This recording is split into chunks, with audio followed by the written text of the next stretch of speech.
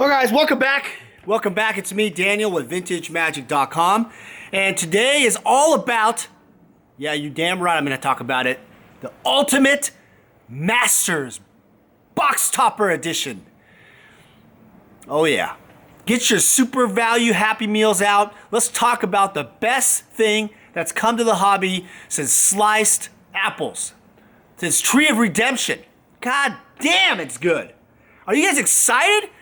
Are you excited to pay $340 MSRP for basically 24 packs of reprinted cards and a little pack that's 1 out of 40 where your EV can either be $5 or $10 something to maybe 100 or so? Who knows what's going to go to? Here's what I think. And this video is not going to be the typical video where I'm going to go over all the damn cards and some of the other YouTubers are doing. I'm going to talk all about high-level investable ideas. Number one, is this thing investable? Here's the deal.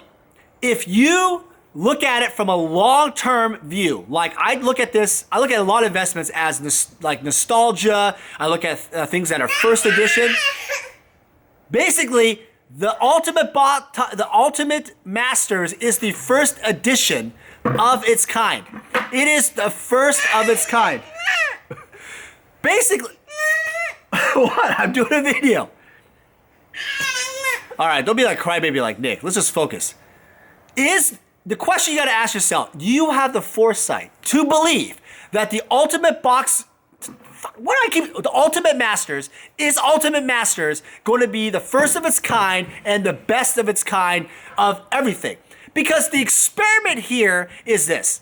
Wizards is banking that collectors are going to jump in during the busiest time of the year and buy this entire box thing up. Oh, collectors are not just going to buy one box. They're going to buy 2, 3, 4, 5 box, whatever, right? Because collectors are not the player base. It's one of the most interesting products I've ever seen Wizards pull off because it actually has nothing to do directly with players. Think about this. All they did was take the card, make a beautiful horizontal kind of image. Some people like it, some people don't. I like it. I think it's cool. Some of it new art, like 8 or 9 new arts. But then they did some additional foiling and framing and fancy stuff, and poof! You basically have a shin limb magic trick on your hands. Wow, and now I'm paying way more money. But is that enough? Is that worth enough to convince collectors? And I'm talking, now this might be insulting to some of you guys. I want you to stop and hold your Diet Cokes and think about exactly what I'm saying. How much do you make per hour? I want you to ask yourself right now, stop the video. Average minimum wage in the United States is not $14 or $13.99, which is the MSRP for this damn box. You ask yourself, unless you live in like San Francisco, which is like 15 bucks an hour or whatever, New York City, sure. But most people don't make that. They make way less than that. So you tell me, is one pack worth it to do this? And you think about the average Magic player. The average Magic player is male, right? And no knock on the females, they're male. They probably make about 15 bucks an hour or less. The average player. Now, think about this. How the freak are they gonna afford this box? I mean, honestly, ask yourselves, how's that gonna happen? So my argument is accurate. The collectors all over the world are gonna have to come out and say the following line. You say it with me. I, Daniel Che, will buy every single Masters box ever produced because I want to collect it. Oh, every box? Yes! 2013, 15, 17, Iconic Masters, Masters 25, and Eternal Masters, what is that, 6 boxes, and Ultimate Masters. Lucky number 7. Let's roll the dice and get a 7. You see what just happened there? Collectors are going to come out and realize, based on the recent statement Wizards said, we are not, this is the last edition of the box for a while. We might do fancy reprints later on, but they won't be called Masters. They might be called something else, like the Vintage Fugazi, where you have vintage cards all over the place. Whatever name they use, it's going to be different, but it's not going to be Masters. So have the foresight, everybody. If you are an investor, if you're an investor, think about what's going on. This is the first and last experiment. It's the first experiment, but it's the last of the Masters run. Who knows? They might bring the ultimate box topper thing on the top again, but you don't know what's going to happen. Another thing to think about. This is also something that Wizards, I think, missed the boat on this product because they're focusing on collectors. This is not about the players. I'm telling you right now, people are barking about the players. This is not giving the players accessible product or accessible stuff. It's not cool. It should be cheaper. Guys, stop. They don't care about the players on this one. They just want the money. They want yield for their stock prices to go up. It's for the collectors. So knowing that, they should have stamped the damn cards on the ultimate box topper cards. What?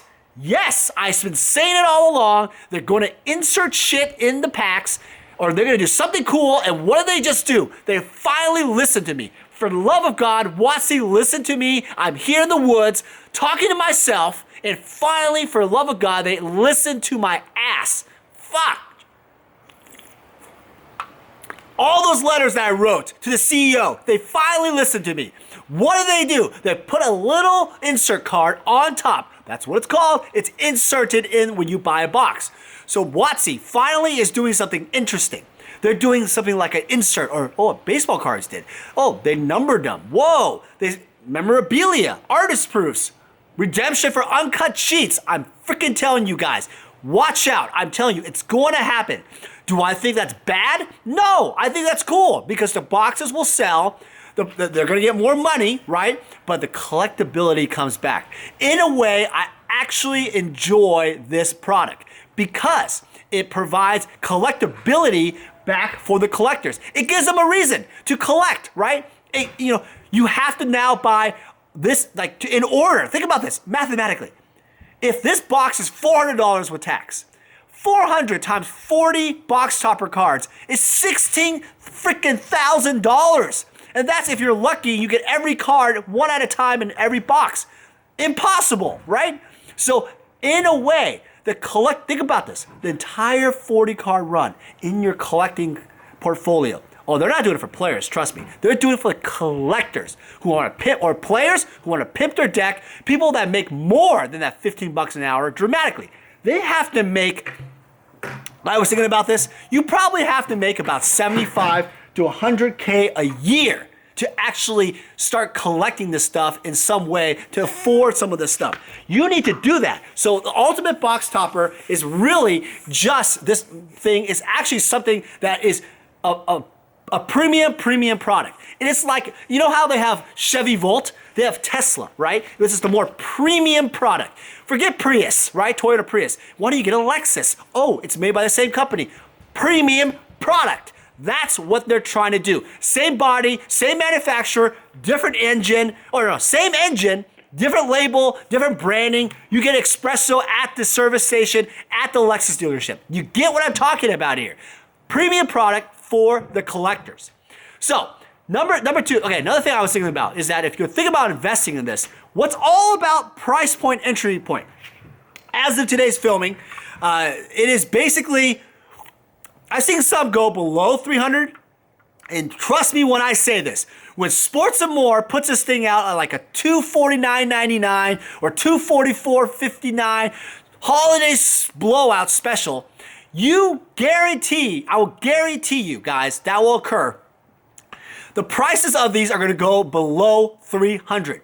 So I'm telling you right now, if you're going to invest in this stuff and just open it, first off, if you're going to open it, have some fun, play games, whatever, I always say that's cool. But if you're investing in it, it's all about the price point. So the only way you're going to pull this off is I think you need to be like a patron on Rudy's account to obviously get his better pricing, which I think is smart. If you're actually going to have relationships with some of the stores, you might pay a cash deal or something, get larger volume, because think about the LGS side.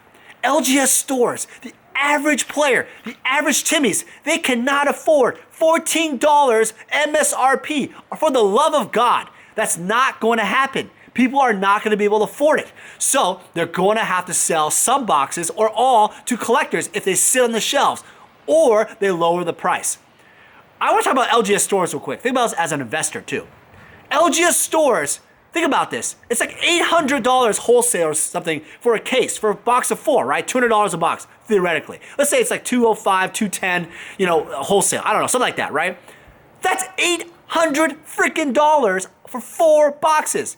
Do you really think an LGS store can, let's say they have 800 times 10. So they have 10 cases. Do you think they can hold that much money, right? Like that much money in these boxes? Do you think they can afford that? I don't think so. They have to pay for it. Light bill, insurance, employees, holiday season stuff. It's insane. So what's going on here is this is basically like a collector's edition, specialty, fancy, like shiny foil thing for the collector. So I don't know if I've directly answered the question. So I'm gonna get right into the direct nuts and bolts. Here it is to sum it all up. If you are collecting this is an awesome thing to try out. If you've never bought MM13 all the way to Ultimate Masters, every box, I think it's a special piece of history. In a weird way, it's like the time that Wizards did these Masters things, and they said they're not gonna do it for a while. You have to trust that wording part of it. And you know, honestly, I don't think they're gonna use the word Masters again, right? Because they already said, hey, we're not gonna do this Masters thing. We're gonna, you know, end the edition. But I think there's an opportunity to collect a box, the boxes of it, and then just put it on your shelf as display. A lot of collectors who collect booster boxes like to collect one of each box. And in order to collect every box, you have to buy this Ultimate Masters box. And why not have the original Masters box itself? The other thing I also want you guys to know is people also collect packs. So there are collectors who buy one of each pack. And if you're gonna collect one of each pack, you need to have the Ultimate box topper or whatever pack in your pack collection. And there are hundreds, if not thousands of people attempting to buy one pack as much as they can of every Magic set, all the way to Alpha. I mean, Alpha's pretty damn hard, but I'm just saying that is what people do. So remember, that alone for the collectors will happen over time. I think the boxes one day, and you know, some of them are short term. I feel that they're gonna go to 500, 600. You know, I'm gonna call out here. I think in a decade or so, if shit doesn't hit the fan, these could be $1,000 a box. I fucking said it. $1,000 a box. Because this represents the first time that they did something very unique.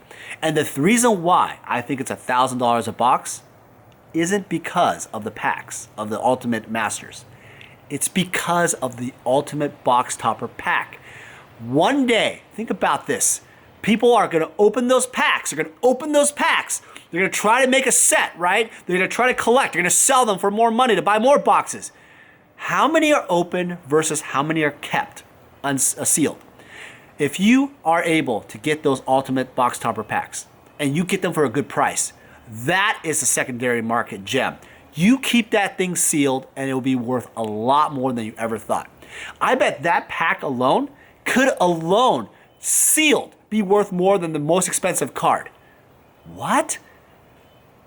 Why? Why would a sealed pack where you could get like the $10 crappy card be worth more than like the foil Torbergwith or Liliana? Because here's my theory, and here's why it works. When you look at Alpha, Beta, Arabian Nights, all those packs, right? You look at like beta packs, they're like $4,500, $5,000 a pack, right? A booster pack. What is the best cards you can get? Black Lotus, obviously top tier. You have dual lands, stuff like that, right?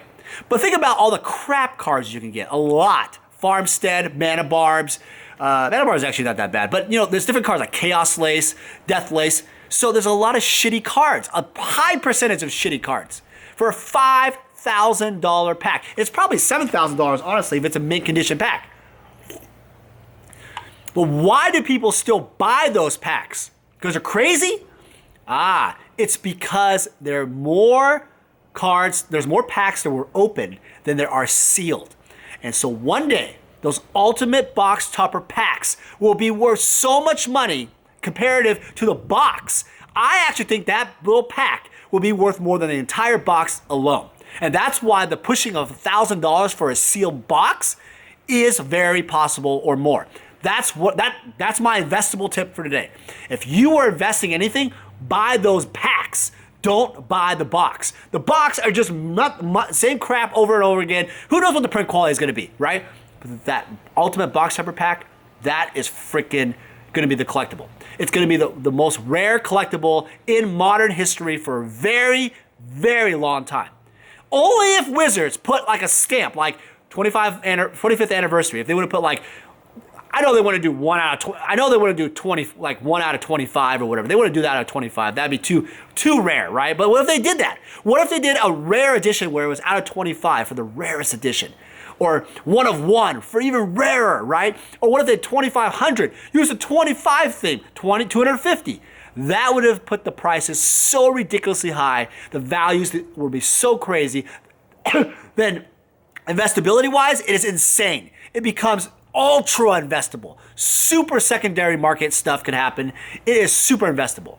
But because you don't know how many box topper packs, how many boxes were made, and right now the speculation is, well, what's really in the set? I'm assuming the set's going to be really good. There's Entomb already. I'm sure there's Dig Through Time. Other commons and uncommons are going to be good, rares. So don't worry about that. They're saying ultimate box topper, right? The ultimate masters. So that better damn be ultimate. And from the ultimate box topper cards, they're freaking awesome. So assume that. But I'm saying that this particular set, if those little packs are going to be the gem. Think about what I'm saying here, guys.